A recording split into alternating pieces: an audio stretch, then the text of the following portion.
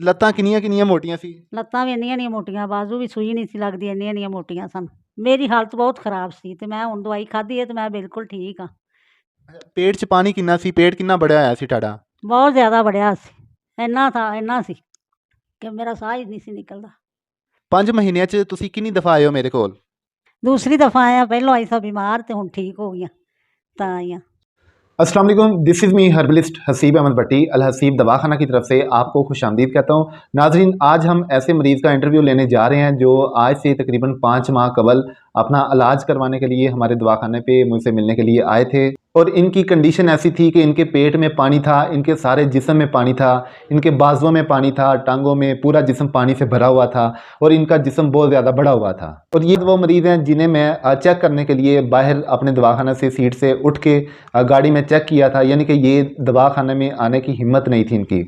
और ड्राइवर के साथ वाली सीट थी इनकी और सारी सीट में ये मुकम्मल तौर पे फिट थी, यानी कि जिस्म इनका इतना ज़्यादा बड़ा हुआ था। एक ही दफ़ा आई हैं, इनका चेकअप करके दवाई दी है, बाकी दवाई चलती रही है और बिन देखे अल्हम्दुलिल्लाह इनका इलाज कंटिन्यू रहा है। आज 5 माह बाद ये आई हैं। आज हम इनके बकौल इनकी मुकम्मल तफसील सुनते हैं। जी अस्सलाम वालेकुम। वालेकुम सलाम। हाँ जी अम्मा जी, ਕਿਹੜੀ ਜਗ੍ਹਾ ਤੋਂ ਆਏ ਹੋ ਤੁਸੀਂ? भाई फिर उसे ਭਾਈ ਫੇਰੂ ਕਿਹੜੀ ਜਗ੍ਹਾ? अनवर टाउन खजाने मदीना के नज़दीक साडी गली है गार है। ਤੁਸੀਂ ਮੇਰੇ ਕੋਲ ਕਿੰਨੀ ਦੇਰ ਪਹਿਲੇ ਆਏ ਸੀ? 5 ਮਹੀਨੇ ਪਹਿਲੋਂ 5 ਮਹੀਨੇ ਪਹਿਲੇ ਆਏ ਸੀ। ਉਦੋਂ ਤੁਹਾਡੀ ਕੰਡੀਸ਼ਨ ਕੈਸੀ ਸੀ? ਕੀ ਪ੍ਰੋਬਲਮ ਕੀ ਸੀ ਤੁਹਾਨੂੰ? ਮੇਰੇ ਪੇਟ 'ਚ ਪਾਣੀ ਸੀ ਜ਼ਿਆਦਾ, ਬੋਡੀ ਸਾਰੀ 'ਚ, ਪੈਰ ਵੀ, ਹੱਥ ਪੈਰ ਬਹੁਤ ਜ਼ਿਆਦਾ ਸੁੱਜੇ ਸਨ। ਕਿੰਨੇ ਸੁੱਜੇ ਸੀ? ਚਿਹਰਾ ਹੀ ਬਚਿਆ ਸੀ, ਬਹੁਤ ਜ਼ਿਆਦਾ ਹੀ ਸੁੱਜੇ ਸੀ, ਮੈਂ ਪਾਸਾ ਹੀ ਨਹੀਂ ਲੈ ਸਕਦੀ। ਲੱਤਾਂ ਕਿੰਨੀਆਂ ਮੋਟੀਆਂ ਸੀ? ਲੱਤਾਂ ਵੀ ਇੰਨੀਆਂ ਮੋਟੀਆਂ, ਬਾਜ਼ੂ ਵੀ ਸੂਈ ਨਹੀਂ ਸੀ ਲੱਗਦੀ, ਇੰਨੀਆਂ ਮੋਟੀਆਂ ਸਨ। ਮੇਰੀ ਹਾਲਤ ਬਹੁਤ ਖਰਾਬ ਸੀ ਤੇ ਮੈਂ ਹੁਣ ਦਵਾਈ ਖਾਧੀ ਹੈ ਤੇ ਮੈਂ ਬਿਲਕੁਲ ਠੀਕ ਹਾਂ। ਪੇਟ 'ਚ ਪਾਣੀ ਕਿੰਨਾ ਸੀ? ਪੇਟ ਕਿੰਨਾ बढ़िया ਹੋਇਆ ਸੀ ਤੁਹਾਡਾ? ਬਹੁਤ ਜ਼ਿਆਦਾ बढ़िया ਸੀ। ਇੰਨਾ ਸੀ ਕਿ ਮੇਰਾ ਸਾਹ ਹੀ ਨਹੀਂ ਸੀ ਨਿਕਲਦਾ। ਤੇ ਤੁਹਾਨੂੰ ਆਪਣਾ ਕਿਹਨਾਂ ਨੇ ਦੱਸਿਆ ਸੀ ਫਿਰ? ਅਸੀਂ ਪੜ੍ਹੀ ਸੀ ਮੋਬਾਇਲ 'ਤੇ ਐਡ ਪੜ੍ਹ ਕੇ, ਤੇ ਫਿਰ ਉਹ ਸਾਡਾ ਬੇਟਾ ਵੀ, ਭਤੀਜਾ ਸਾਡਾ ਹਕੀਮ ਸੀ, ਤੇ ਉਹਨੇ ਐਡ ਪੜ੍ਹੀ ਸੀ, ਉਹਨੇ ਸਾਨੂੰ ਭੇਜਿਆ ਸੀ ਇੱਥੇ। ਫਿਰ ਅੱਲਾ ਨੇ ਸਾਨੂੰ ਇੱਥੋਂ ਸ਼ਿਫਾ ਦੇ ਦਿੱਤੀ ਹੈ। ਤੁਸੀਂ ਇਹਨਾਂ ਦੀ ਥੋੜੀ ਹਿਸਟਰੀ ਦੱਸੋ ਤਫਸੀਲ ਦੇ ਨਾਲ। ਹਿਸਟਰੀ ਦੱਸਣ ਲੱਗਿਆ ਮੇਰੀ ਵਾਲਦਾ ਨੇ। ਅਸੀਂ 5 ਮਹੀਨੇ ਤੋਂ, ਮਤਲਬ ਕਿ 5 ਮਹੀਨੇ ਤੁਹਾਡੇ ਕੋਲ ਹੋ ਗਏ ਇਲਾਜ ਕਰਵਾਉਂਦੇ ਹਾਂ, ਅਤੇ 5 ਮਹੀਨੇ ਤੋਂ ਪਹਿਲੇ 2 ਮਾਹ ਕਬਲ ਅਸੀਂ ਲਾਹੌਰ, ਮਤਲਬ ਕਿ ਲਾਹੌਰ ਦਾ ਐਸਾ ਕੋਈ ਹੌਸਪੀਟਲ ਪ੍ਰਾਈਵੇਟ ਸਰਕਾਰੀ ਨਹੀਂ ਛੱਡਿਆ ਹੋਣਾ ਕਿ ਜਿੱਥੇ ਅਸੀਂ ਵਾਲਦਾ ਨੂੰ ਲੈ ਕੇ ਨਹੀਂ ਗਏ ਹੋਣ। ਦਿਨ ਰਾਤ ਅਸੀਂ ਕਦੀ CMH 'ਚ, ਕਦੀ ਜਨਰਲ 'ਚ, ਮਤਲਬ ਕਿ ਕੋਈ ਹੌਸਪੀਟਲ ਨਹੀਂ, ਬਹਿਰੀਆ, ਇੰਡਸ, ਕੋਈ ਰਾਈਵੈਂਡ, ਮਤਲਬ ਕਿ ਨਜ਼ਦੀਕ ਸਾਡੇ ਕਰੀਬੀ ਜਿੰਨੇ ਪੰਜਾਬ ਦੇ ਹੌਸਪੀਟਲ ਨੇ ਨਾ, ਅਸੀਂ ਸ਼ੌਕਤ ਖਾਨਮ ਤੱਕ ਵੀ ਗਏ ਹਾਂ। ਲੇਕਿਨ ਸਾਡਾ ਪਾਣੀ CMH ਉਹਨਾਂ ਕੱਢਿਆ, ਲੇਕਿਨ ਪਾਣੀ ਜਿਸ ਤਰ੍ਹਾਂ ਕੱਢਿਆ ਸੀ ਉਸੇ ਰਫਤਾਰ ਨਾਲ ਉਸੇ ਦਿਨ ਫੇਰ ਉਹਨਾਂ ਬਣ ਗਏ।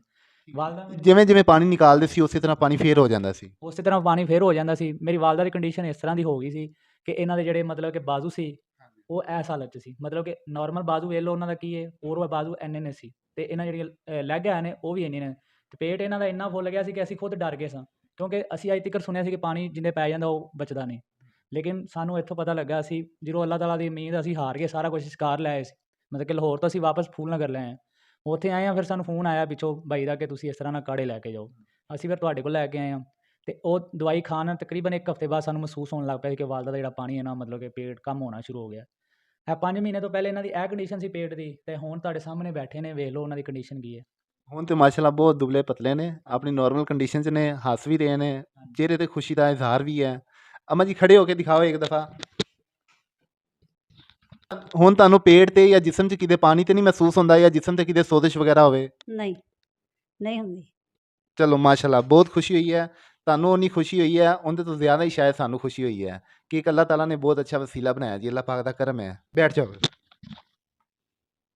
5 ਮਹੀਨੇ ਦੇ ਦੌਰਾਨ ਤੁਹਾਡੀਆਂ ਕੋਈ ਰਿਪੋਰਟਾਂ ਕਰਵਾਈਆਂ ਹੋਣ, ਜਾਂ ਤੁਹਾਨੂੰ ਕਿਹਾ ਹੋਵੇ ਕਿ ਫਲਾਂ ਰਿਪੋਰਟ ਕਰਵਾ ਕੇ ਸਾਨੂੰ ਦਿਓ ਤਾਂ ਕਿ ਉਹਦੇ ਮੁਤਾਬਕ ਇਲਾਜ ਕੰਟੀਨਿਊ ਕਰ ਸਕੀਏ, ਕਿਸੇ ਰਿਪੋਰਟ ਦੀ ਜ਼ਰੂਰਤ ਪਈ ਹੈ? ਨਹੀਂ ਅਸੀਂ ਕੋਈ ਰਿਪੋਰਟ ਨਹੀਂ 5 ਮਹੀਨਿਆਂ ਦੇ ਦੌਰਾਨ ਕਰਾਈ। ਇਹ 5 ਮਹੀਨੇ ਗੁਜ਼ਰ ਚੁੱਕੇ ਨੇ, ਇੱਕ ਰਿਪੋਰਟ ਵੀ ਨਹੀਂ ਕਰਾਈ। ਸਿਰਫ ਪਰਹੇਜ਼ ਜੋ ਤੁਹਾਡਾ ਲਿਖਿਆ ਹੈ ਉਹ ਪਰਹੇਜ਼ ਅਸੀਂ ਜ਼ਰੂਰ ਕਰਵਾਇਆ, ਲੜ ਕੇ ਕਰਵਾਇਆ, ਜਿਸ ਤਰ੍ਹਾਂ ਵੀ ਕਰਵਾਇਆ। ਇਹ ਪਰਹੇਜ਼ ਦਾ ਨਤੀਜਾ ਹੈ। ਮਾਸ਼ਾਅੱਲਾ ਵੇਖ ਲਓ ਤੁਹਾਡੇ ਸਾਹਮਣੇ ਮਰੀਜ਼ ਬੈਠਾ ਹੈ, ਇਹ ਪਰਹੇਜ਼ ਦਾ ਹੀ ਨਤੀਜਾ ਹੈ। ਪਰਹੇਜ਼ ਅਤੇ ਮੈਡੀਸਨ ਰੈਗੂਲਰ, ਹੋਰ ਨਾ ਅਸੀਂ ਕੋਈ ਰਿਪੋਰਟ ਕਰਵਾਈ, ਨਾ ਟੈਸਟ ਕਰਵਾਇਆ, ਕੁਛ ਵੀ ਨਹੀਂ ਕਰਵਾਇਆ।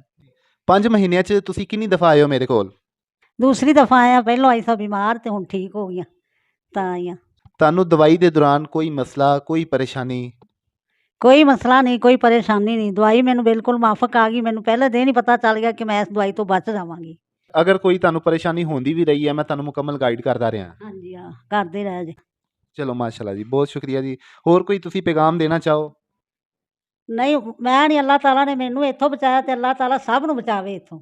ਹਾਂ, ਤੇ ਅੱਲਾ ਇਹਨੂੰ ਵੀ ਸਾਡੇ ਬੇਟਿਆਂ ਦੇ ਐਸਾ ਤੰਦਰੁਸਤੀ ਦੇਵੇ ਤੇ ਤੌਫੀਕ ਦੇਵੇ ਲੋਕਾਂ ਦੇ ਵੀ ਖਿਦਮਤ ਹੀ ਕਰਦੇ ਨੇ ਸਾਡੀ, ਵੀ ਸਾਨੂੰ ਬਚਾ ਰਹੇ ਨੇ। ਤੁਹਾਡਾ ਪੈगाम ਮੇਰਾ ਮੈਸੇਜ ਇਹੀ ਹੈ ਕਿ ਜਦੋਂ ਬੰਦਾ ਉਮੀਦ ਹਾਰ ਜਾਂਦਾ ਹੈ ਨਾ ਤੇ ਸ਼ਿਫਾ ਅੱਲਾਹ ਤਾਲਾ ਦੇ ਹੱਥ ਹੈ, ਲੇਕਿਨ ਤੁਸੀਂ ਇੱਕ ਵਾਰੀ ਇੱਥੇ ਜ਼ਰੂਰ ਕਾੜਾ ਵਿਜ਼ਿਟ ਕਰੋ। ਬਹੁਤ ਬਿਮਾਰੀਆਂ ਦਾ ਹੱਲ ਹੈ ਇਸ ਦਵਾਖਾਨੇ 'ਚ। ਉਮੀਦ ਹੈ ਕਿ ਅੱਲਾਹ ਤਾਲਾ ਤੁਹਾਨੂੰ ਵੀ ਇੱਥੋਂ ਸ਼ਿਫਾ ਜ਼ਰੂਰ ਦੇਗਾ। इंशाल्लाह इंशाल्लाह अल्लाह पाक करम ਚਾਹੋ करेगा ਤੇ जी। ਇੱਦਾਂ पीनी पिया पीना उवें ही कि नहीं? हाँ जी पी लेना। जी नाज़रीन, वीडियो बनाने का मकसद ये है कि ऐसे मरीज़ जिनके पेट में पानी हो, जिगर का प्रॉब्लम हो, हालांकि जिगर का ट्रांसप्लांट बताया गया था डॉक्टर की तरफ से, लेकिन अल्हम्दुलिल्लाह ट्रांसप्लांट की ज़रूरत नहीं पड़ी। यानी कि ऐसे मरीज़ अगर उनका इलाज ठीक हो रहा है तो बहुत अल्हम्दुलिल्लाह अल्लाह का शुक्र है। अगर उन्हें इलाज में किसी किस्म का मसला है, परेशानी है, वो इलाज करवाना चाहते हों तो अल हसीब दवाखाना उकाड़ा गवर्नमेंट कॉलोनी में है। वहाँ पे आप आ सकते हैं, विज़िट कर सकते हैं। कोई किसी किस्म की रिपोर्ट्स की इतनी डिटेल नहीं होती, हमारी कोई रिपोर्ट की रिक्वायरमेंट नहीं होती। सिर्फ मरीज़ की कंडीशन को समझा जाता है, मरीज़ को महसूस किया जाता है, और जब मरीज़ को महसूस करके इलाज किया जाता है, मैं ये समझता हूँ कि उसमें मरीज़ की मुकम्मल अलामात भी कवर होती हैं और मर्ज़ भी रिकवर होता है।